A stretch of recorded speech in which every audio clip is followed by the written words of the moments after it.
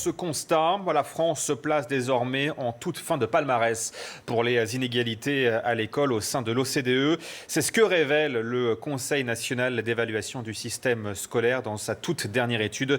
Et on en parle avec sa présidente qui m'a rejoint en plateau. Bonjour Nathalie Mons. Bonjour. Merci d'avoir accepté l'invitation d'ITélé. Enquête inédite, il faut bien le dire, réalisée sur 2 ans, sur 22 équipes françaises mais aussi étrangères. En quelques mots, ça s'est passé comment ? C'est-à-dire qu'on se posait une question extrêmement grave. C'est-à-dire qu'on voit désormais dans les statistiques de l'OCDE que la France est devenue le pays le plus inégalitaire de l'ensemble des pays de l'OCDE. Donc à partir de là, on s'est posé la question du pourquoi.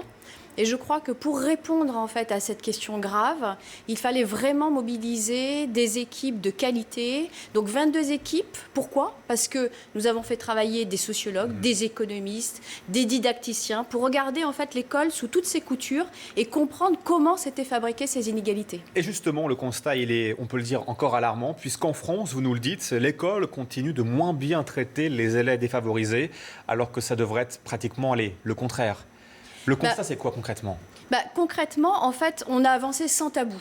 C'est-à-dire qu'on a souhaité regarder tout d'abord s'il y avait des inégalités de traitement. C'est-à-dire que est-ce qu'on offrait vraiment la même offre éducative, Est-ce qu'il y avait vraiment la même qualité? Est-ce qu'on était vraiment sur une discrimination positive? Puisque vous savez que depuis les années 80, en France, on a l'éducation prioritaire qui est censée donner plus...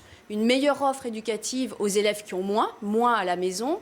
Et ce qui est apparu au fur et à mesure de l'investigation, c'est qu'en fait, sur les dimensions vraiment importantes des apprentissages, ces élèves défavorisés, qui sont principalement dans les zones de l'éducation prioritaire, avaient en fait moins que les autres. Alors, moins de quoi Moins de ce qui est essentiel en éducation, c'est-à-dire le temps d'apprentissage, des temps d'apprentissage plus courts, des enseignants moins expérimentés. On en voit énormément d'enseignants débutants dans ces établissements alors qu'ils ont à gérer des élèves en grande difficulté scolaire.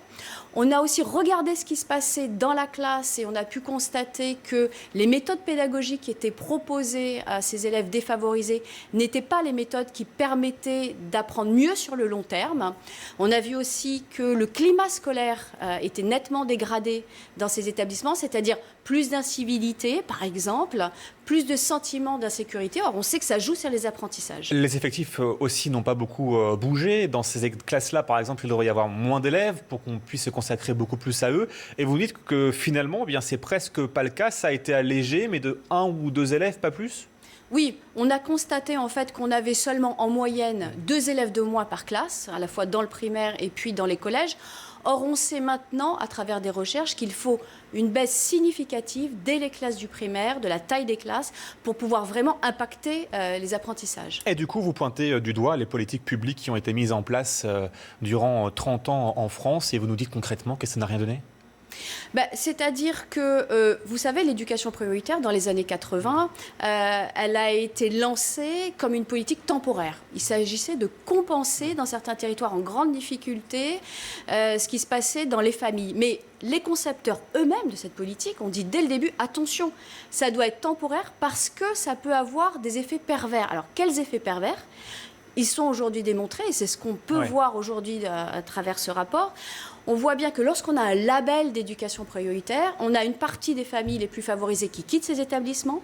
On a les enseignants les plus expérimentés qui ont peu envie d'aller exercer. Et donc, du coup, au fur et à mesure des années, c'est créé une dynamique négative.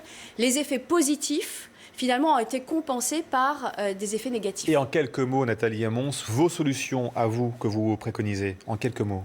Alors, lorsqu'on regarde en fait à l'étranger, qu'est-ce qui se passe ? L'éducation prioritaire a quasiment disparu partout. Qu'est-ce qui se passe ? On se concentre sur la classe. C'est-à-dire que dans tous les établissements, on a un haut niveau de formation continue des enseignants, de façon à ce qu'ils puissent en fait aider chacun des établissements. Et puis, deuxième élément qui est aussi fondamental pour l'éducation prioritaire, il faut aller vers plus de mixité sociale à l'école. Vous aurez les meilleurs enseignants. S'ils sont face à énormément de difficultés dans leur classe, tout ça restera efficace.